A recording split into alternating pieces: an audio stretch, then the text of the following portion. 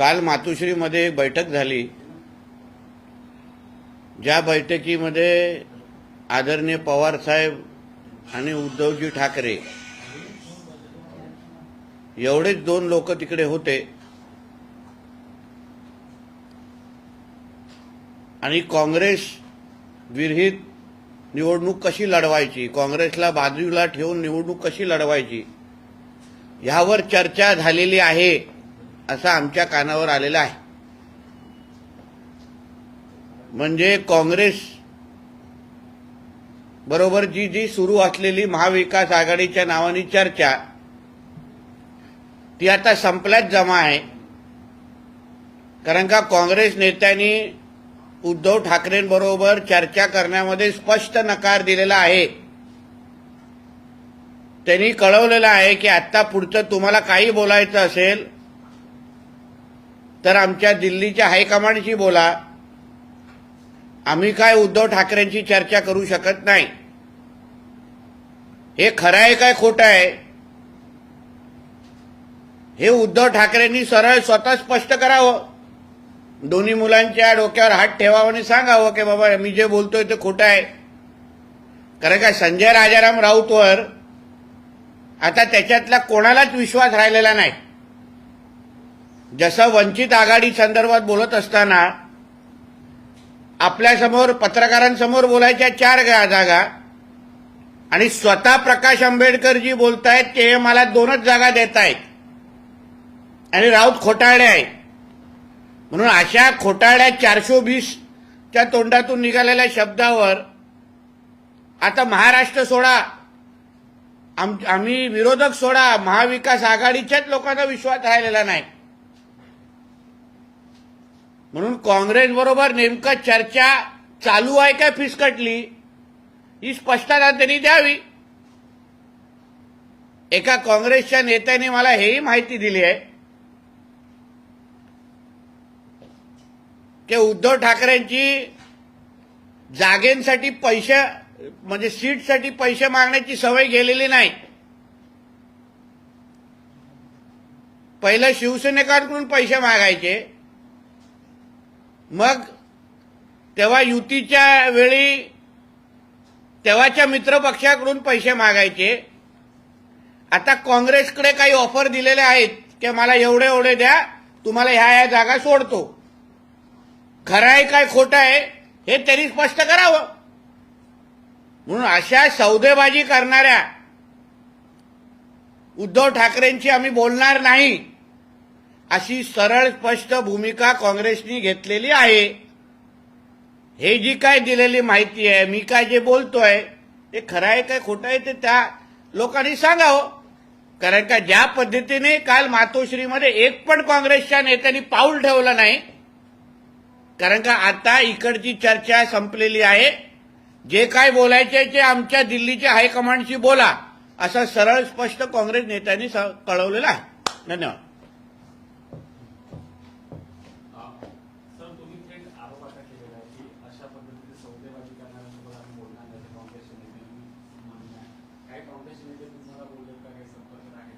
नक्की बोललेलं आहे त्यांनी, मला स्पष्ट बोललेलं आहे. विदर्भाचे आहेत तेही सांगतो तुम्हाला. एका नेत्यांनी मला स्वतः सांगितलं की उद्धव ठाकरेची पैसे मागण्याची सवय बंद झालेली नाहीये आणि आम्हाला सांगितलंय की तुम्ही आम्हाला एवढे पैसे पोचवा, तेव्हा जाऊन तुम्हाला अशा जागा आम्ही सोडतो. त्यावर काँग्रेसने त्यांना स्पष्ट नकार दिलेला आहे. म्हणूनच ही चर्चा आता दिल्लीपर्यंत गेलेली आहे. असं असेल तर माझी आणि उद्धव ठाकरेंची एकत्र नार्को टेस्ट करा, बघू काय खरं येतं काय बाहेर. संजय राऊतांनी महायुती सरकार आणि एनडीए सरकारवरती टीका केली. असं म्हणाले की महाराष्ट्रात आणि देशात ईदी अमीन यांचं सरकार, ईदी अमीन हे युगांडाचे हुकुमशाह होते. मग महाविकास आघाडीचं 2.5 वर्षाचं सरकार हे पण बिन लादेनचंच सरकार होतं. त्याच्यापेक्षा काही वेगळं सरकार नव्हतं. दाढी कुरवळत बसायची, अतिरेक्यांना मदत करायची, जिलेटिन ठेवायचं, ह्याच्या पलीकडे ते लोकांनी केलं काय. म्हणून दुसऱ्या लोकांना नावं ठेवण्या अगोदर संजय राजाराम राऊतनी आपल्या मालकाचा जो बिन लादेन झालेला आहे त्यावर जरा लक्ष घालावं. संजय राऊतांनी काल सांगितलं की जे भाजपचे लोक आहेत ते सगळे भांग पिऊन बोलतात. हा सगळे भांग पिऊन बोलतात. तो आमच्या किचनमध्ये काय भांग ग्लासमध्ये टाकायला आलेला काय ना? आम्ही ग्लासमध्ये नेमकं काय पितो हा काय किचनमध्ये आमच्या बसून तिथे ढुंगणं हलवतो काय? म्हणून त्यांच्या लोकांवर विश्वास झालाच नाही लोकांचे, असं बोलतोय. ज्या पद्धतीने उद्धव ठाकरेंची भाषणं चालू आहे ना, मी लहानाच्या वेळी लहान होतो, मी 38 वर्षाच्या वेळी लहान होतो, म्हणून गांजा नेमकं कोणी मारलाय हे पूर्ण महाराष्ट्र बघतंय. आणि उद्धव ठाकरेला फक्त होळीची गरज भासत नाही. 365 दिवस भांगच्यावर असतो उद्धव ठाकरे, आम्हाला माहिती आहे. जागा वाटपात महायुतीत पण रस्सीखेच पाहायला मिळते. ज्येष्ठ नेते राष्ट्रवादीचे छगन भुजबळ यांनी देखील इच्छा व्यक्त केलेली आहे की नाशिकची जागा आम्हाला मिळेल, त्याबद्दल आम्ही साताऱ्याची जागा देऊ शिवसेनेला. कसं पाहताय? बघा, इच्छा व्यक्त करणं काही चुकीचं नाही. प्रत्येकाची ताकदीनुसार ते इच्छा व्यक्त करतायत. शेवटी पक्षश्रेष्ठी आहेत, आमचे पक्षाचे नेते आहेत निर्णय घेण्यासाठी, आणि योग्य ते निर्णय तुम्हाला यादीमध्ये दिसेल. आणि एकदा यादीमध्ये नाव आलं तर सगळेजण महायुतीचे सगळे नेते आम्ही कामाला लागणार आहोत. मग काय मागे पुढे बघणार नाही. शिवतरेंच्या बाबतीत हा अपवाद ठरेल का? कारण शिवतरे आजही अजितदादांच्या विरोधात बोलत आहेत, अपक्ष उमेदवारीसाठी ते आजही आग्रही आहेत. त्याकडे नेमकं कसं पाहता? बघा, आता शिवतरेंबद्दल काय भूमिका घेतलेली हे शिवसेनेच्या नेत्यांनी घेतलेली आहे. शेवटी तो त्यांच्यातला निघालेला तो एक विषय आहे. तर शेवटी त्यांना शांत कसं करावं हे आदरणीय मुख्यमंत्र्यांनी त्याच्यावर लक्ष घालावं. त्यामुळे कारण का महायुतीमध्ये कुठेही मिठाचा कडा पडू नये, कारण की त्याचे पडसाद अन्य सीटवर पण पडू शकतात, याची काळजी घ्यावी अशी मी एक महायुतीचा कार्यकर्ता म्हणून विनंती मुख्यमंत्री साहेबांना करीन. अंबादासराजांच्या रिकेटवरती त्यांनी अशी एक माहिती दिली की सातत्यानं भाजप आणि शिंदे गटात प्रवेश करण्यासाठी फोन केले जातात. त्यामुळे अंबादासराजांना आपले फोन बंद करून बसले आणि आता प्रचारासाठी नाही, कारण का फोन त्यांनी बंद का केलेत? कारण त्यांची चर्चा डायरेक्ट हॉटलाईनवर सुरू आहे. नॉर्मल फोनवर चर्चा सुरूच नाही, हॉटलाईन सुरू आहे आता. दानवे भाजप म्हणून दिसतील. हा दानवे भाजपमध्ये प्रवेश करतील. त्या तुम्ही आता मी परत बोलतो, आमच्या देवेंद्र फडणवीस साहेबांनी काय सांगितलंय, आगे आगे देखो होताय क्या. तुम्ही बघा पुढे पुढे काय होत आहे. आजच्या दिवशी सगळ्या ब्रेकिंग बातम्या कशाला?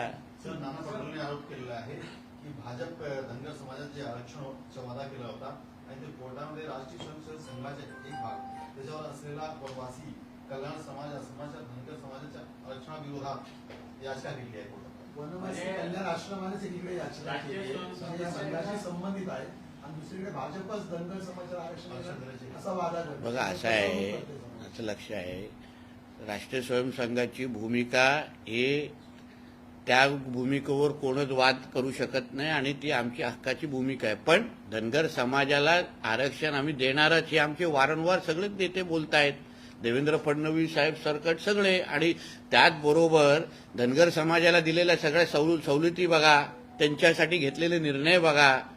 म्हणून धनगर समाजाची काळजी कशी घ्यायची हे आम्हाला चांगल्या पद्धतीने माहिती आहे. सर, भाजपच्या एका अंतर्गत बैठकीतला व्हिडिओ सकाळपासून व्हायरल होतो, ज्याच्यामध्ये गिरीश महाजन रक्षा खडसे सर्व दिसत आहेत तिथे, आणि आवाजही ऐकायला येतो की कार्यकर्ता रक्षा खडसेमध्ये थेट आरोप केला होता की तुम्ही भाषणामध्ये गिरीश महाजनांचा उल्लेख करत नाही, या उलट तुम्ही एकनाथ खडसेंचा उल्लेख करतात. ते राष्ट्रवादीचे नेते आहेत, आमचे नेते गिरीश महाजन आहेत, त्यावरती रक्षा खडसे भडकलेलेही दिसून येत आहे.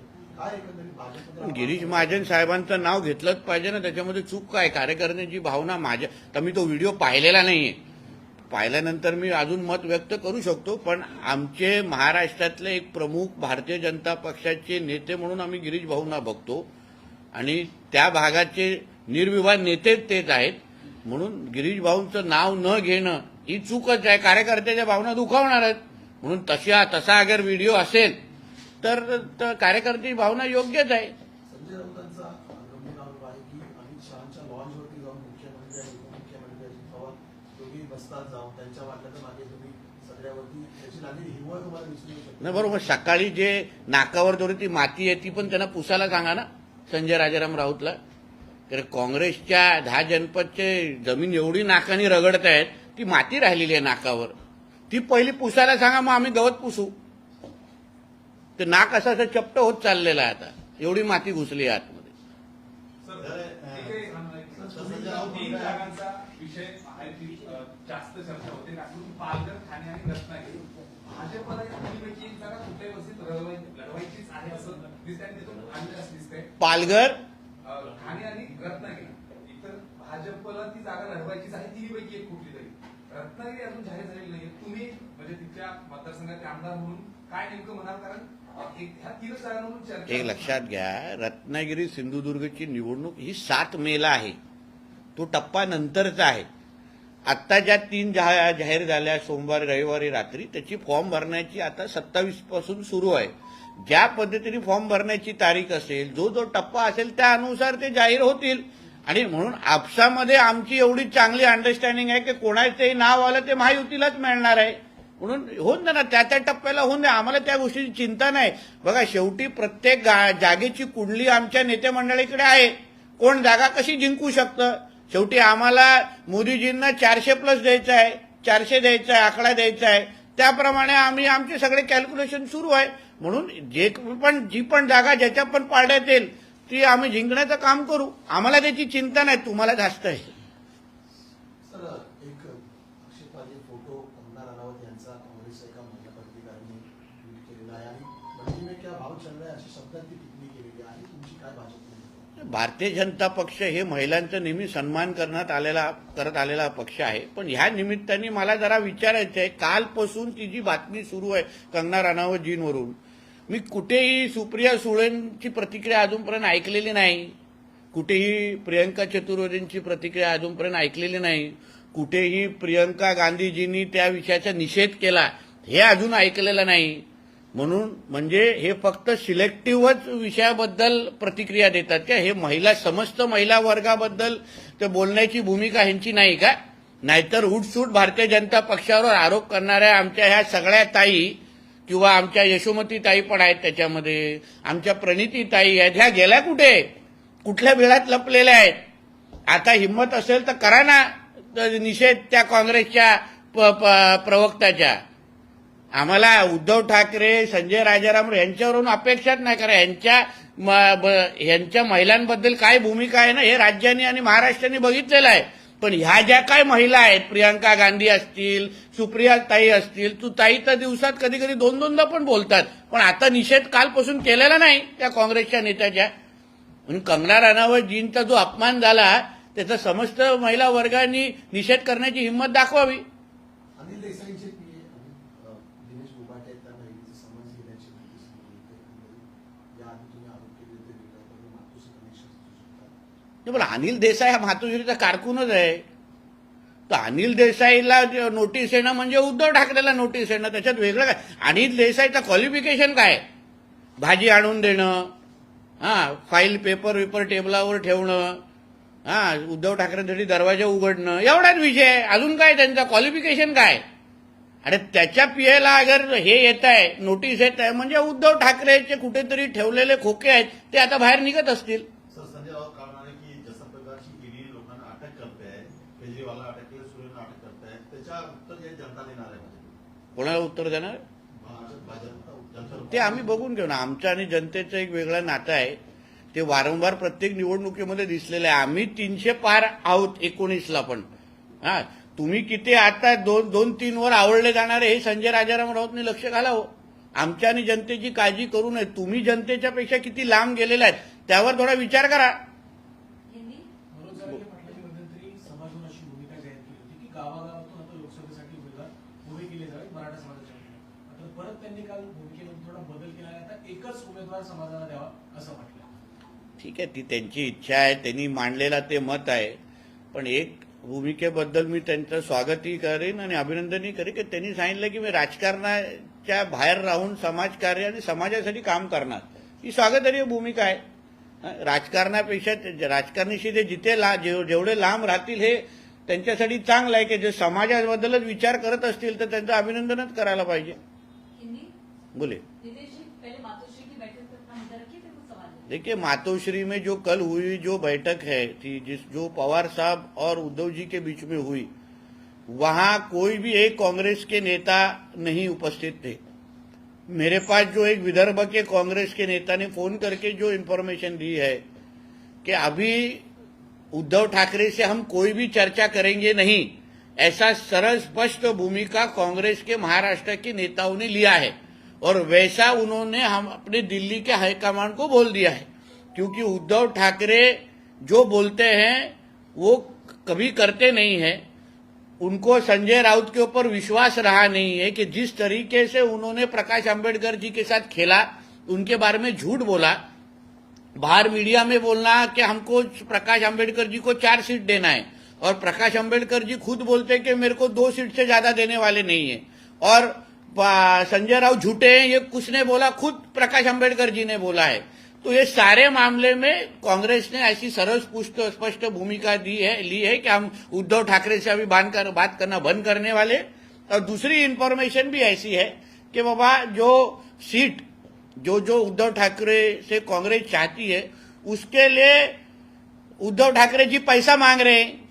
पुरानी आदत है उनकी, पहले शिवसेना कौन सी पैसे मांगते थे विधानसभा लोकसभा सीट के लिए, पार्टी पोस्ट के लिए, फिर पुराने मित्र पक्षों से मांगते थे पैसा, अभी कांग्रेस से मांगना चालू किया है, ऐसे कई कांग्रेस वाले ही बता रहे।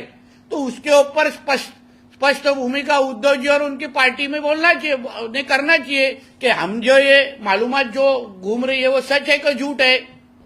वरना चलो मेरे और उद्धव जी के एक नार्को टेस्ट हो जाए, मालूम पड़ जाए कौन सच है या झूठ है क्या हिम्मत उद्धव ठाकरे की? नितीश जी, कंगना रनावत की बात करें तो संजय राउत ने इस पे कहा है कि जब उनका घर मुंबई में टूटा था, हमने नहीं तोड़ा था, हमने उखाड़ नहीं फेंका था, बीएमसी ने किया था, और कोई पीओके की टिप्पणी करेगा तो उसका यही हाल होता है। एक तरफ कांग्रेस की नेता एक टिप्पणी करती है महिला उम्मीदवार पर, और दूसरी तरफ संजय राउत का ऐसा बयान, उसको कैसे? देखिए, संजय राउत महिलाओं को कितना सम्मान करते हैं ना। वो डॉक्टर महिला को जो उन्होंने कॉल किया था, उसमें जो गाली गलौज किया था डॉक्टर सपना पाटकर, वहां से मालूम पड़ते कि ये महिलाओं को कितना इज्जत देते हैं। जब भी महाविकास आघाड़ी की गवर्नमेंट थी, तभी कंगना रनावत, अर्नब गोस्वामी और बहुत सारे हमारे पत्रकार मित्रों के ऊपर काफी उन्होंने कार्रवाई शुरू की थी। क्यों? क्योंकि वो दिशा सालियान केस के बारे में बात कर रहे थे। क्यों? क्योंकि सुशांत सिंह केस के बारे में बात कर रहे थे। कोई पीओके के बारे में उनको वो तो एक उन्होंने कारण ढूंढा था। तो इसलिए संजय राउत को बोलूंगा, कायर जैसे बात न करे, हिम्मत दिखाए जो सच है वो सच बोलने के लिए। और जो टिप्पणी वो कांग्रेस के नेता ने कंगना रनावत जी के ऊपर की है, उसका निषेध करने की हिम्मत प्रियंका गांधी जी करेंगे क्या? सुप्रिया सुले क्यों चुप बैठे हैं? यशोमती ताई क्यों चुप बैठी है? प्रियंका चतुर्वेदी ताई क्यों चुप बैठे? उन्होंने बोलना चाहिए ना, महिला के बारे में टिप्पणी की है। तो इस तरह की गंदी राजनीति महिलाओं के बारे में होने ऐसी भूमिका हमारी है। एक सवाल है, मीरा रोड में एक एफआईआर दर्ज हुई है जिसमें एक बच्चे से जबरदस्ती अल्लाह अकबर बुलाया जा रहा था। उसने अपने वॉचमैन को जय श्री राम बोला था, जिसके बाद उसने गलत व्यक्ति को जय श्री राम बोल दिया था, ये उसने आरोप लगाया। एफआईआर रजिस्टर हुई है, 11 साल का बच्चा, उसके साथ मारपीट की गई है, सीसीटीवी भी सामने आया है। क्या कहेंगे इस पूरे मामले में? वीडियो आया है मेरे पास और सारी की सारी चीजें मेरे नजर के सामने है। पुलिस अपनी कार्रवाई करेंगी, मगर ये जो हिम्मत बढ़ रही है ना कि अल्लाह अकबर बनो, अल्लाह अकबर बोलो वरना पीटने की जो हिम्मत शुरू हुई है ना, उनके अभी पुलिस अपना काम करेगी। और अगर गलती से अगर बेल मिल गया तो फिर बाकी का काम हम लोग कर देंगे। फिर वैसे जवान जगह पे रहते हैं कि नहीं, उसका ख्याल हमको रखना आता है।